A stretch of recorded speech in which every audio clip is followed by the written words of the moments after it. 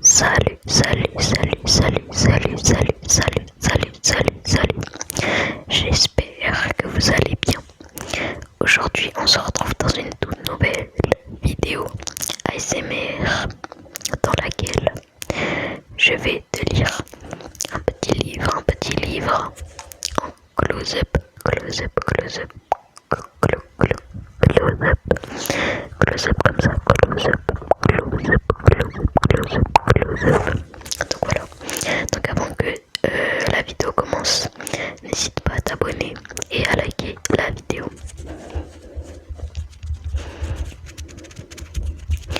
Donc voilà, c'est parti, c'est parti, c'est parti. Let's go, let's go, let's go, let's go, let's go. Alors, ça va être un peu compliqué car je tiens le livre dans ma main et avec le close-up ça va être compliqué, donc je vais essayer de faire de mon mieux. Donc avant, faut que je trouve la page.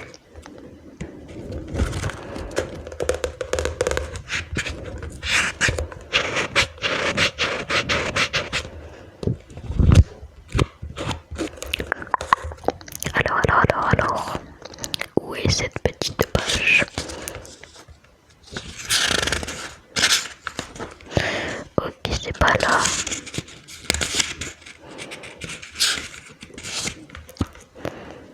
C'est pas là. Ok, ça va être un peu compliqué, donc je vais faire de mon mieux. C'est parti. Faut juste que je m'installe. Comme ça.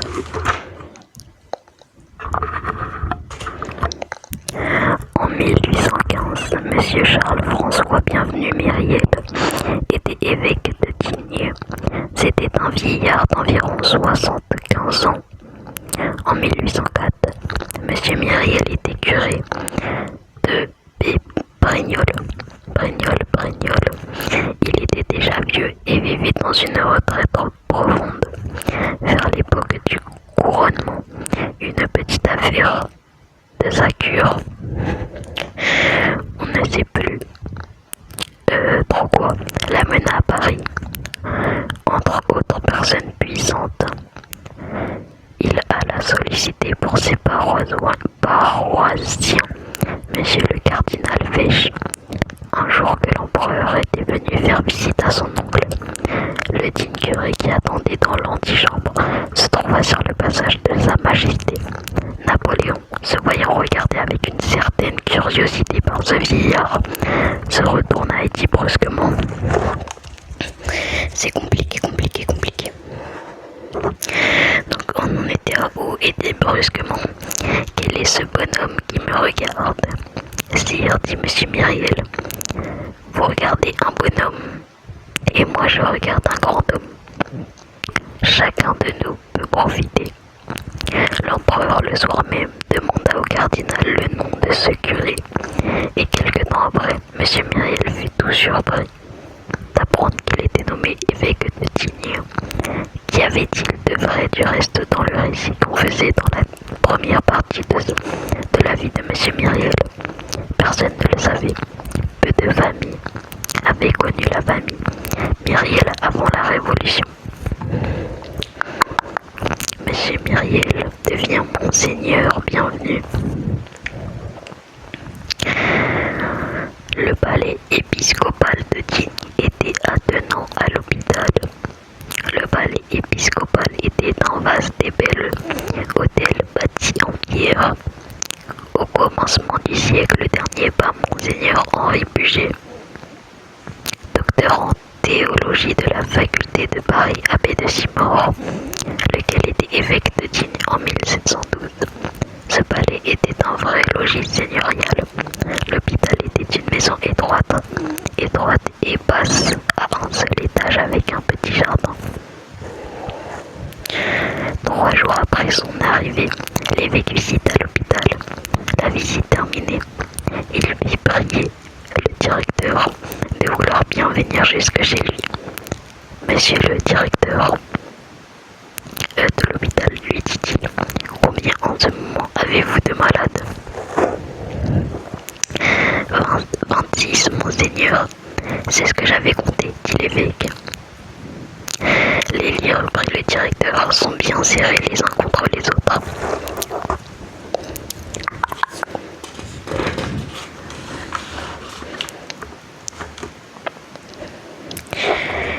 C'est ce que j'avais remarqué. Les salles ne sont que des chambres, et l'air s'y renouvelle difficilement. C'est ce qui me semble. Et puis quand il y a un rayon de soleil, le jardin est bien petit pour les convalescents. C'est ce que je me disais. Dans les épidémies, nous avons eu cette année le typhus. Nous avons eu attendez.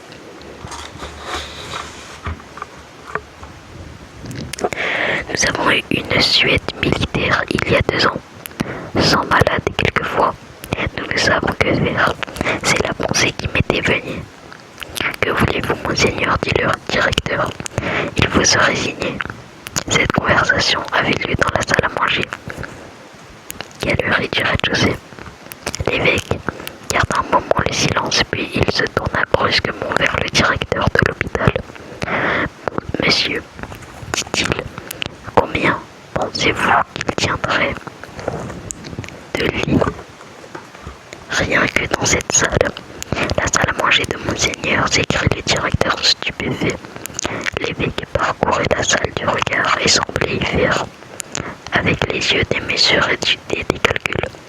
Il y tiendrait bien 20 lits, dit-il comme se parlant à lui-même, puis élevant la voix. Tenez, monseigneur, monsieur le directeur de l'hôpital, je vais vous dire, il y a évidemment une erreur. Vous êtes 26 personnes dans 5 ou 6 petites chambres. Nous sommes 3 ici et nous avons place pour 60. Il y a erreur, je vous dis. Vous avez mon logis et j'ai le vôtre. Rendez-moi ma maison. C'est ici. Chez vous. Le lendemain, les 26 pauvres étaient installés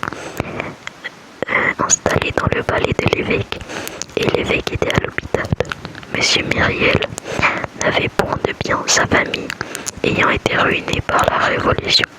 Sa sœur touchait une rente viagère de 500 francs, qui, au vrai mystère, suffisait à sa dépense personnelle.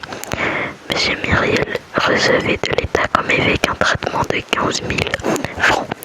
Le jour même où il vint se loger dans la maison de l'hôpital, monsieur Myriel détermina l'emploi de cette somme, une fois pour toutes, pendant tout le temps qu'il occupa le siège de Digne. Monsieur Myriel ne changea presque rien à cet arrangement.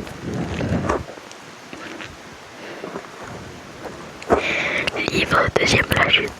Le soir d'un jour de marche, dans les premiers jours du mois d'octobre 1815, 1 heure environ avant le coucher du soleil, un homme qui voyageait à pied entrait dans la petite ville de Digne.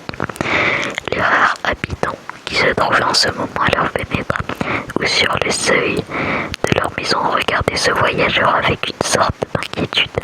Il était difficile de rencontrer un passant d'un aspect plus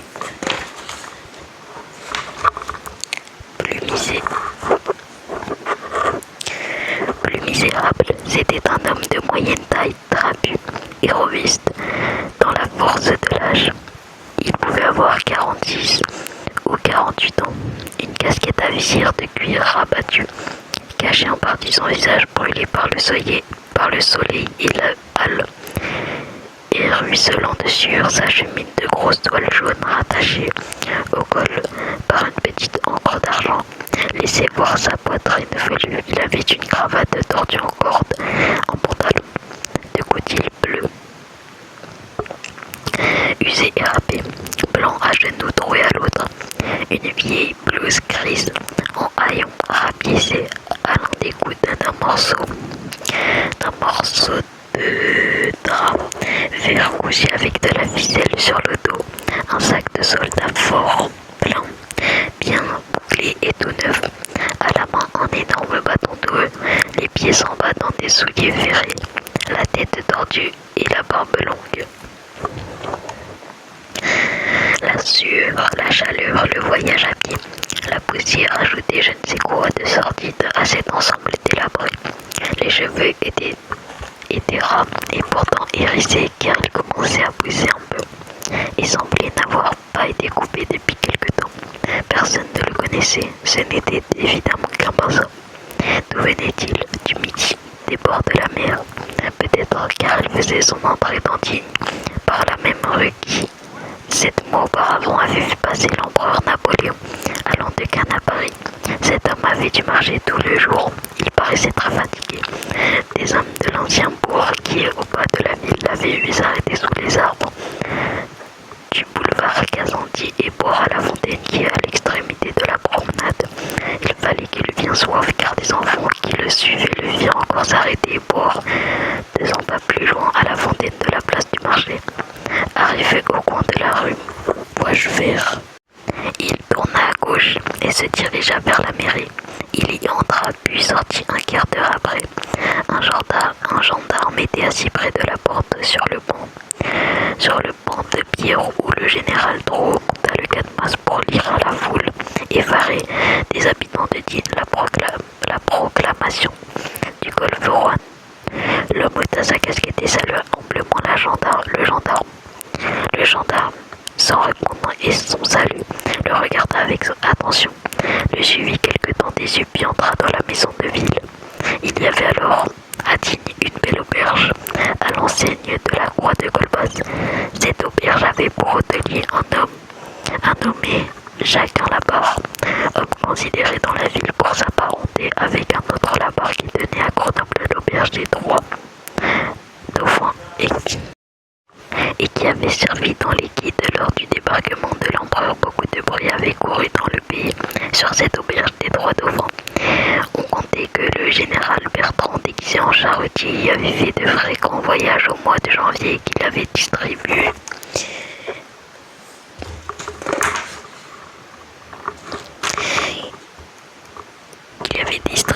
des croix d'honneur à des soldats et des poignées de Napoléon à des bourgeois.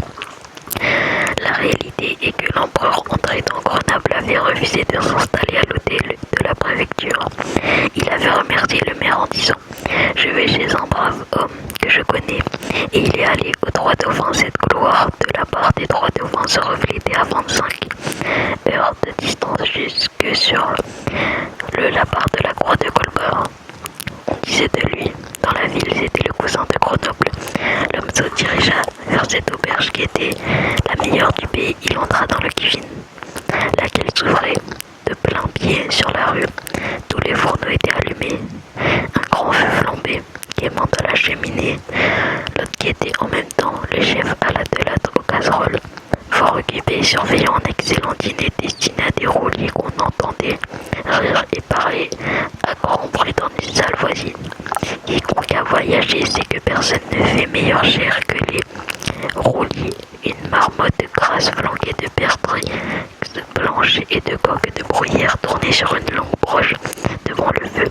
Sur les fourneaux cuisaient de grosses carpes du lac de Lozé et une truite du lac d'Alloz. L'hôte, entendant la porte s'ouvrir et entrer un nouveau venu, dit sans lever les yeux de ses fourneaux. « Que veut monsieur? Manger et coucher, dit l'homme. Rien de plus facile, reprit l'hôte. En ce moment, il tourna la tête, embrassa d'un coup d'œil tout l'ensemble du voyageur et ajouta en payant. L'homme tira une grosse bourse de cuir de la poche de sa blouse et répondit j'ai de l'argent. En ce cas, on est à vous, dit l'hôte. L'homme remit sa bourse en poche, se déchargea de son sac, le posa à terre, près de la porte, garda son bâton à la main et alla s'asseoir sur une escabelle. Brasse du feu digne et dans la montagne, les soirées d'octobre sont froides. Cependant, tout en allant et venant, l'homme considérait le voyageur. Dîne-t-on bientôt, dit l'homme. Tout à l'heure, dit l'hôte.